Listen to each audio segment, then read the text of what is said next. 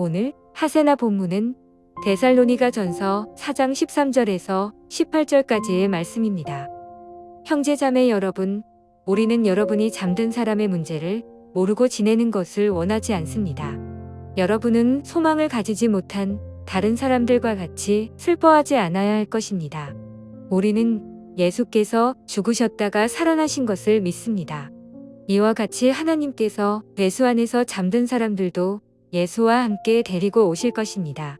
우리는 주님의 말씀으로 여러분에게 이것을 말합니다.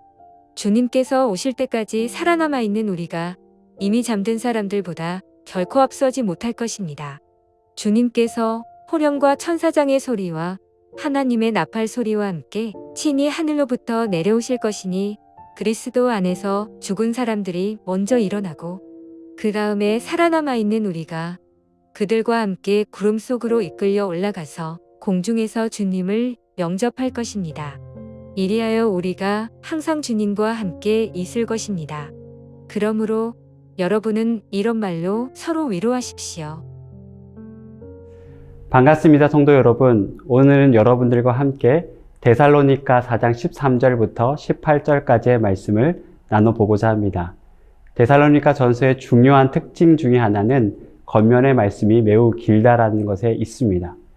데살로니가 전서 4장 1절부터 5장 28절까지 총 46절을 겉면하고 있습니다. 겉면의 내용은 크게 세 부분으로 나눠지는데요. 오늘은 두 번째 겉면에 해당됩니다. 우리는 언제 겉면을 길게 하나요?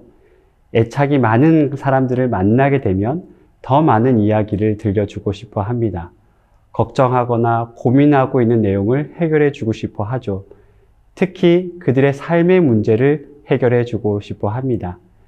긴 겉면의 말씀은 바울이 데살로니가 성도들을 그만큼 사랑한다는 뜻이겠죠.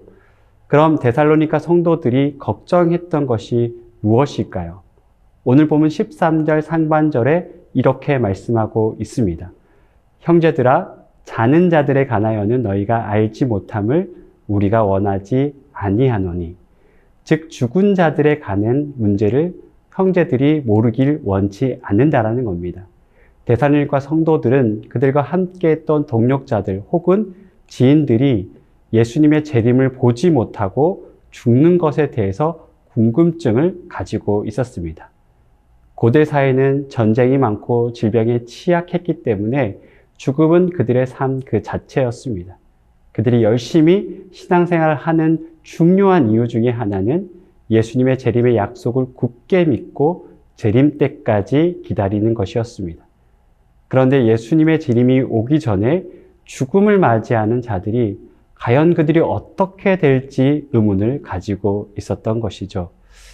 오늘 본문은 그 질문에 대한 바울의 친절한 답변이라고 할 수 있습니다.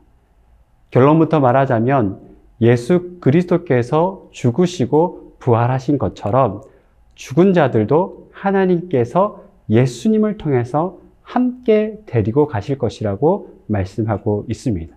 즉 죽은 자들도 함께 부활해서 예수님의 재림에 동참할 거니까 걱정하지 말라고 위로하고 있는 것이죠. 여러분, 인간의 가장 중요한 문제는 죽음입니다. 모든 사람들이 죽기 때문에 우리는 이 문제를 좀 가볍게 여길 수 있습니다. 하지만 죽음을 제외하고 우리의 인생을 논할 수 없습니다.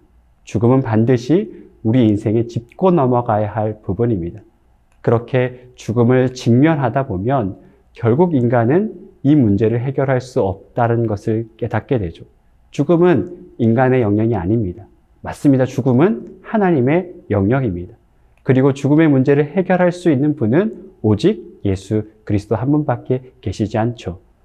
그런데 놀라운 것은 예수님이 재림 때에 이 땅에 살아있는 자와 죽은 자 모든 사람들이 부활해서 예수님을 맞이하게 될 것이라는 겁니다. 오늘 보면 16절, 17절에는 예수님을 어떻게 맞이하면 될지 하나의 그림을 우리에게 보여주고 있습니다. 16절, 17절에서 알 수 있듯이 이 땅에서 예수님을 끝까지 믿고 순종하며 예수님을 따르는 자들은 살아서든지 아니면 죽어서든지 영광의 주님을 보게 될 것이라고 말씀하고 있습니다. 요즘 우리는 예수님의 재림에 대한 신앙이 약해지고 있습니다. 그것은 이단의 영향일 수도 있고 세속적인 세상에 살고 있기 때문일 수도 있습니다. 하지만 성경이 말하고 있는 분명한 믿음 중에 하나는 우리의 죽음과 예수님의 재림입니다. 마라나타, 주 예수여 어서 오시옵소서. 이것이 바로 초대교회 신앙의 핵심이었습니다. 예수님의 재림은 로마의 영향력 안에 살 수밖에 없었던 초대교회 성도들이 예수 중심의 삶을 살 수 있도록 만드는 중요한 원동력이었습니다. 여러분, 그것은 우리도 마찬가지입니다. 우리 신앙의 원동력은 예수님의 재림을 기다리며 소망하는 것입니다. 바로 이 땅의 삶의 전부가 아니라 바로 하나님이 나를 기다리고 소망하는 것이야말로 우리의 진정한 소망인 것이죠. 사랑하는 성도 여러분, 우리가 예수님을 사랑한다면 그분의 오심을 어떻게 기다리지 않을 수 있겠습니까? 오늘 본문을 함께 묵상하며 다시 오실 예수님과 함께 기다리고 소망하는 모든 성도들이 되시기를 축복합니다. 제가 기도하도록 하겠습니다. 사랑의 주님, 감사합니다. 오늘 본문의 말씀을 통해서 다시 오실 주님을 기대하고 소망하게 하심을 감사합니다. 주님을 기다리는 대림절 기간 속에 저희들이 살고 있습니다. 이 절기를 기억하며 주님을 바라보며 소망하는 모든 성도들이 되기를 원합니다.